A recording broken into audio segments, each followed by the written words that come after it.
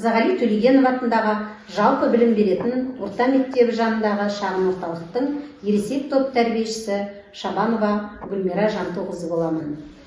Мен Аян Алматұлы Аянмын. Жасым 4-те. Мен Қазабағызы Қадиша, жасым 4-те. Балалар, бүгін біз қызықты тәжірибе жасағалы отырмыз, Бүгінгі зерттеу іс-әрекетіміздің тақырыбы қандай заттар суда батады, қандай заттар суда батпайды деп аталады. Балалар, бүгінгі тәжірибе өте қызықты болғалы отыр. Тәжірибе жасау үшін бізге алдымызда қандай заттар тұр? Кәне айта қойыңдаршы. Су керек бізге. Пластик, ағаш. Дұрыс айтасыңдар. Осы заттар арқылы бүгін біз тәжірибе жасамақшымыз. Мына менің қолымдағы қандай зат деп ойлайсыңдар? Тас. Бұл суға бата ма екен, батпай ма екен? Батады. Неліктен батады деп ойлайсыңдар? Өйткені ауыр. Алып кәне көрейік, суға салып көрейік. Суға бата ма екен, батпай ма екен? Батты. Батып кетті, суға. Тастың салмағы ауыр болғандықтан ол суға батып кетті. Сонда балалар, ауыр заттар суға батады екен.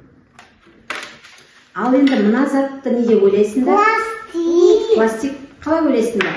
Ауыр затқа жата ма, жеңіл затқа жата ма? Жеңіл затқа жатады. Жеңіл затқа жатса, бұл суға бата ма екен? Кәне көрейік, батпай ма екен? Батты ма суға пластик?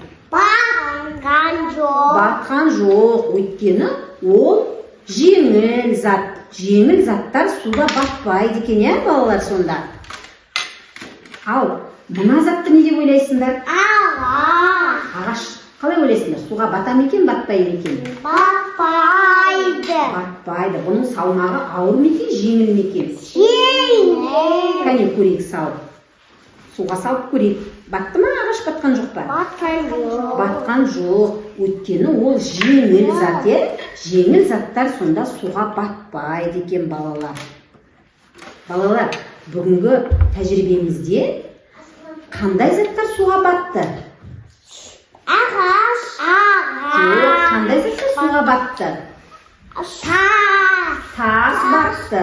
Сосын қандай заттар суға батқан жоқ?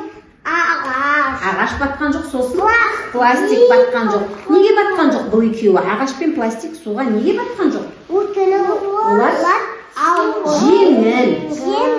Жеңіл болғасын суға батқан жоқ, Ал тас суға батып кетті. Өйткені бұның салмағы судан ауыр және ауыр болғасын тығыз болады. Тығыз ауыр заттар суға батып кетеді екен. Жеңіл заттардың ішінде ауа болады да, олар суға батпайды екен, балалар? Бүгінгі тәжірибе сендерге қызықты болды ма? Ұнады ма сендерге бүгінгі тәжірибе? ұнады. Қандай заттар суға батпайды екен? Ауыр заттар батпайды екен, Қандай заттар батады екен? Жеңіл заттар. Жеңіл заттар батқан жоқ. Батқан жоқ екен, Батпайды екен. Ауыр заттар суға батып кетеді екен. Осымен бүгінгі біздің тәжірибеміз аяқталды.